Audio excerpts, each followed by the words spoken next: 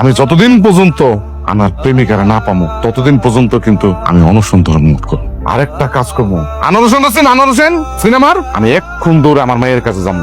আনোয়ার হোসেন যেরকম অভিনয় করতো এই জায়গার মধ্যে চারদা দৌড়া, মারে মা মা আমি তো মরে যেতেছি, আমার আমার মরার আগে একটা শেষ ইচ্ছা আছে, ইচ্ছাটা পূরণ কর। আমার মায়ের তখন করবো, কি ইচ্ছা বাবা? তখন আমি কি কমো জানো? কমো যে তুই তোর জামাইরে ছেড়াতে। কেমন হইব তখন? না না না না না আব্বা, আব্বা আব্বা না, আপনি এটা করেন না, আমি আপনার হাত জোর করতেছি।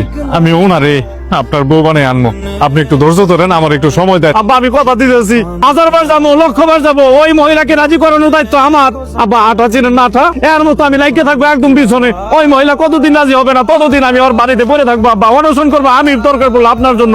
বিক্ষুব্ধ নাম কি ফলে পরিচয় দেখা যাইব।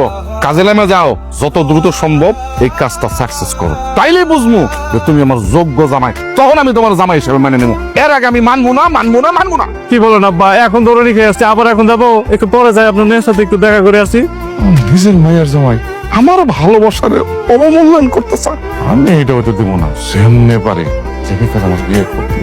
আরে রেবেকা তো আমার জান, রেবেকা আমার প্রাণ, রেবেকার আমি চার মুখ। কি ব্যাপার চাচা, এত রাত্রে বাড়ির বাইরে ডাইকেলেন?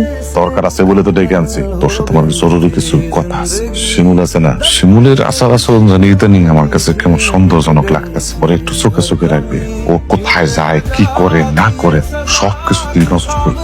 আমার স্বপ্ন পূরণ করার লাগে ওর কাজ দিলাম, ও কাজ তো করতেছেই না, যে কি করতেছে আমি নিজে বুঝতেছি না। ইস রে, আপনি এই বয়সে পায়ে হাইটা বাজারে যাইয়া বাজার করে নিয়ে আসছেন, এইটাও আমার দেখতে এলো। মানে আমার মতো একজন দরদি মানুষ হইয়া আপনার এই কষ্টটা আমার দেখতে হইতাছে। আপনি হচ্ছেন এই বয়সে বাসায় বসে পায়ের উপরে পা তুইলা আরামায়েশ করার কথা, ফ্যান হাইরা, সেই কিনা আপনি বাজারে যাইতেছেন নিজের পায়ে হাইটা, তাও আবার এই যে খালি আহারে ব্যাগ লইয়া নিজে কষ্ট করে আসতেছেন। শুনেন, আপনার এই কষ্ট আমার সহ্য হইতাছে না।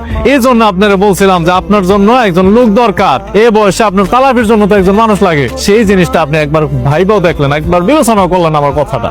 আমি কোনো পুরুষে বিশ্বাস করি না, সব পুরুষরা চিটার বাটপার, বউরে থুয়া আরেক মেয়ে লোক লইয়া বাইকে যায়। এটা আপনি কি ধরনের কথা বললেন? আপনার এই কথাটা আমি একমত হইতে পারলাম না।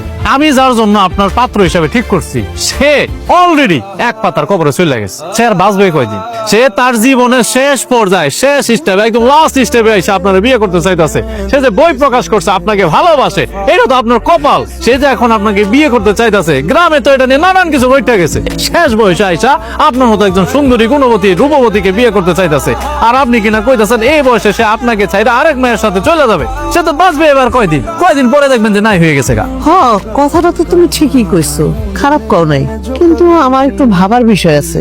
তুমি সন্ধ্যার পরে বাড়িতে আসো, তারপর আমি ভাইবা দেখুন নি।